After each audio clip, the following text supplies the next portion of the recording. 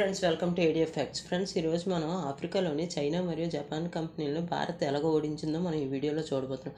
2000 ప్రారంభంలో ఆఫ్రికన్ దేశాలు ఆర్థికంగా అభివృద్ధి చెందడం ప్రారంభించాయి మరియు ఈ ప్రక్రియలో ఎక్కువ వస్తువులను వినియోగించడం ప్రారంభించాయి. ప్రపంచంలోని ఈ ప్రాంతంలో కార్లు విలాసవంతమైన ఉన్నప్పటికీ ద్విచక్ర వాహనాలు ప్రజలు మరియు వస్తువుల క్యారియర్లుగా అభివృద్ధి చెందాయి. ఈ అవకాశాన్ని పసిగట్టిన జపాన్, చైనా మార్కెట్లు భారతదేశానికి చెందిన ద్విచక్ర వాహన తయారీదారులు ఆఫ్రికా వైపు పరుగులు తీసే తర్వాత ఏం జరిగిందో ఇప్పుడు చూడబోతున్నాం. చైనీస్ మరియు జపానీస్ ఇప్పటికే అత్యధికంగా ఉన్నందున భారత మార్కెట్లో నెమ్మదిగా ఉంది. జపానీస్ మోటార్ సైకిల్ వాటి అధిక నాణ్యత గల భాగాలు, ముగింపు మరియు నిర్మాణం వచ్చినప్పటికీ అవి ఆఫ్రికన్ మార్కెట్లకు చాలా ఖరీదైంది. కాబట్టి చైనీయులు అతి తక్కువ ధర గల పెట్రోల్ ద్విచక్ర వాహనం ప్రధానంగా 4 స్ట్రోక్లు జపాన్ అధిగమించి ఆఫ్రికాలో ఆధిపత్య శక్తిగా మారింది. అయినప్పటికీ చైనీయులు నాణ్యతపై దృష్టి పెట్టేవారు కాదు మరియు ఆఫ్రికాలో నిలదొక్కుకోవడానికి బైకులను నిజంగా చౌకగా విక్రయించడం సరిపోయింది. వారు కేవలం యూజ్ అండ్ త్రో మోడల్ను ఆఫ్రికాలోనే ఎగుమతి చేశారు. 2000 ప్రారంభంలో చైనీస్ ప్రసిద్ధి చెందిన అంశాలు ఏది ఏమైనప్పటికీ ఆఫ్రికన్ ద్విచక్ర వాహనాలు ఇప్పటికీ చాలా ఖరీదైనవి. అవి దశాబ్దాలు కాకపోయినా సంవత్సరాలతో పాటు కొనసాగాలని అనుకున్నారు. సూపర్ చౌక చైనీస్ మోటార్ సైకిల్ ఆఫ్రికాలో సవాల్తో కూడుకున్న పరిస్థితులను కొనసాగించలేదు. ఇక్కడ దుమ్ము, రోడ్లు మరియు పేల్మెన్ ఇండియన్ నాణ్యత మినహాయింపుల కంటే ప్రమాణాలు కాబట్టి చైనీస్ మోటార్ సైకిల్ విచ్ఛిన్నం కావడం ప్రారంభించాయి మరియు ఇది జరిగినప్పుడు వాటిని ఆఫ్రికన్లో విక్రయించిన చైనీస్ కంపెనీలు మరియు తదుపరి పెద్ద తప్పును గ్రహించాయి. చౌకైన మోటార్ సైకిల్ను యూజ్ అండ్ త్రో మోడల్ను కొనుగోలు చేసినప్పటికీ ఊహిస్తూ చైనీస్ నిజంగా సేవా కేంద్రాలను ఏర్పాటు చేయలేదు. చైనీస్ మోటార్ సైకిల్ విఫలం అవ్వడం వల్ల తర్వాత ఉన్న కోపంతో ఆఫ్రికన్ వాళ్ళు ఇండియన్ కంపెనీలను ఆదరించారు. బజాజ్ ఆటో మరియు టీవీఎస్ మోటార్స్ భారతదేశంలో దశాబ్దాలుగా పనిచేస్తున్నాయి మరియు భారతదేశంలో ప్రపంచంలో అత్యంత డిమాండ్ కలిగిన మార్కెట్ ఒకటి.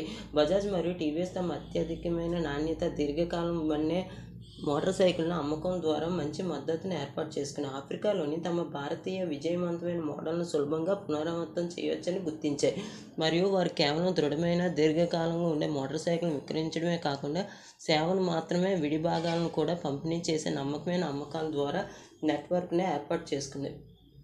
బజాజ్ మరియు టీవీఎస్ మోటార్లు ఆఫ్రికన్ సేవలను మరింత అందుబాటులో తీసుకురావడానికి స్థానిక మెకానికల్కు శిక్షణ కూడా ఇచ్చాయి. వారికి విడిభాగాలను కూడా అందించారు.